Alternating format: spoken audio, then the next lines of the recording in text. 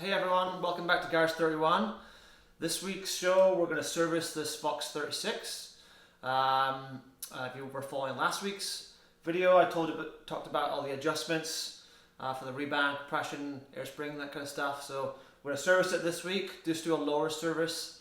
Pretty simple, you need a few parts and tools, so let me show you them now.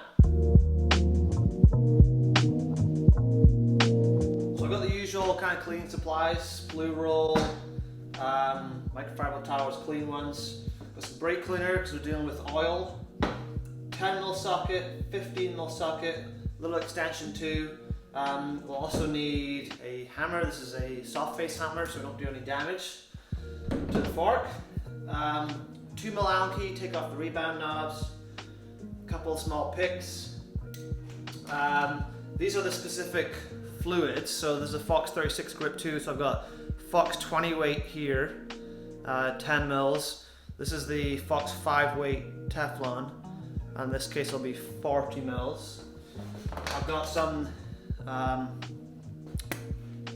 seal specific grease, which is a lot lighter than standard grease. You definitely do not want to use standard bike grease or bearing grease on this. You need a specific suspension grease, so we've got some of that. We may need some just general hand tools, somewhere for the oil to go so we can recycle it. Now you may know from some other videos that this part here of my fender is broken, so I'm going to replace it.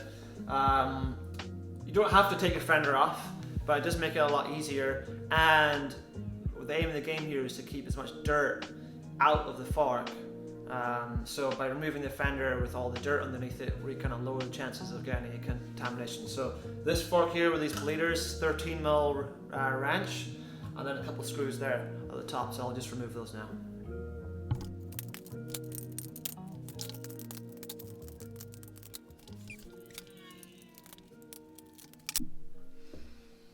So these are these bleeders.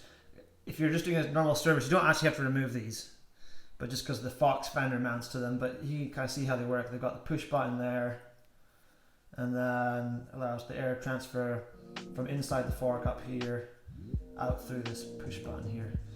Super soft aluminum, so it has to use a different wrench to get them out first. Okay, I just reinstalled those bleed ports. I don't want any dirt getting in there. Now I'm going to clean the fork really well. Concentrate on the arch area. There's lots of dirt, especially if you don't have a fender, dirt can accumulate there. I want to get rid of all the dirt before we take the fork apart.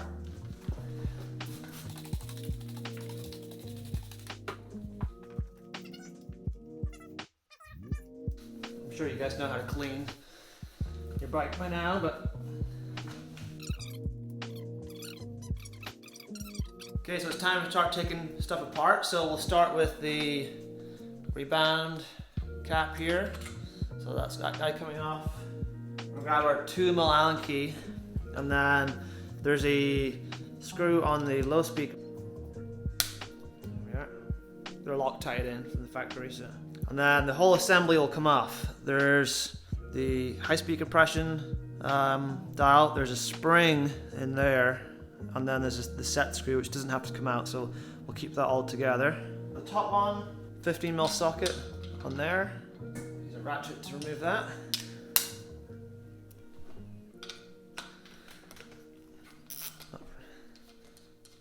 And underneath this will be a cross washer, which is just there. So we'll keep that. And then we'll use a 10mm wrench, or sorry, socket for the bottom.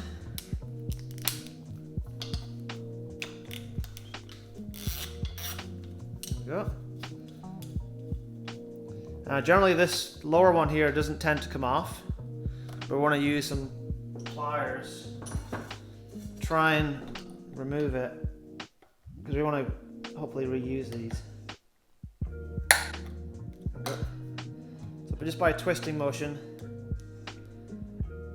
with the wrench, then I can unthread this guy there. If you can see that or not, it'll focus. So that again, little cross washer. So even though the nuts are off, the fork is still sealed because there's a press fit down here, which those bolts pull the bottom of the damper rod and the air spring into. So right now the fork still wouldn't leak, so we actually have to put the nuts back on and then physically push the the lowers down, or these guys up into the fork. Rebound dial has a little part here, so we don't want to just go onto that directly. Fox does make some specific tools, which I'll show now, that will thread on and be a lot safer, but you can get away with just putting the nut back on, putting it to the socket, and using a hammer just to tap it free. So I'm going to put both these nuts back on, just a few threads. 1, 2, 3 maybe. 1, 2, 3. So there's quite a bit of gap there. Now this is where the extension comes in, because then we can hold it here and hit ourselves, not hit the end here, not hit ourselves. Now there's going to be a lot more fluid in the damper side. It's going to be 40 mil, so I'm just going to do one at a time. This should push back, and then that way it just be a little bit cleaner, so I don't get oil over the ground.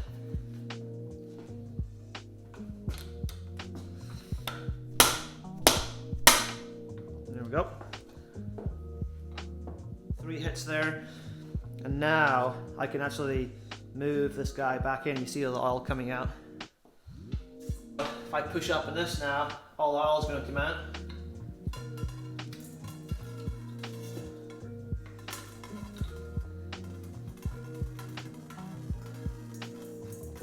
If you had a bigger catch can, then you could do both sides at the same time, but it seems mine's a little bit small. That's why I'm doing it, just one side at a time.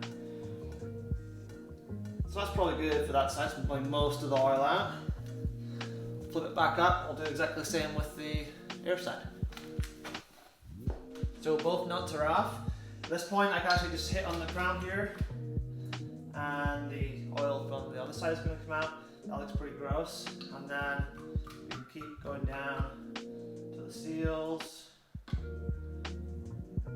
Now oil's coming out. And these are the damper and air spring internals, I guess.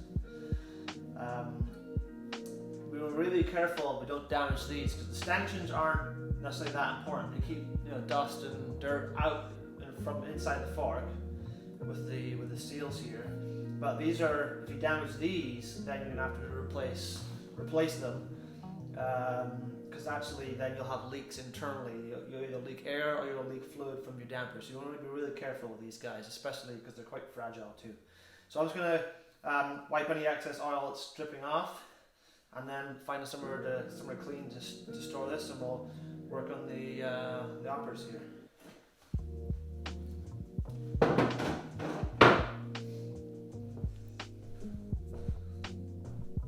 So that's the leftover oil. You can see on this side the 5-weight Teflon, which is really kind of slick, and then the 20-weight gold, which is a lot thicker. It's pretty brown too. So good thing we're changing this.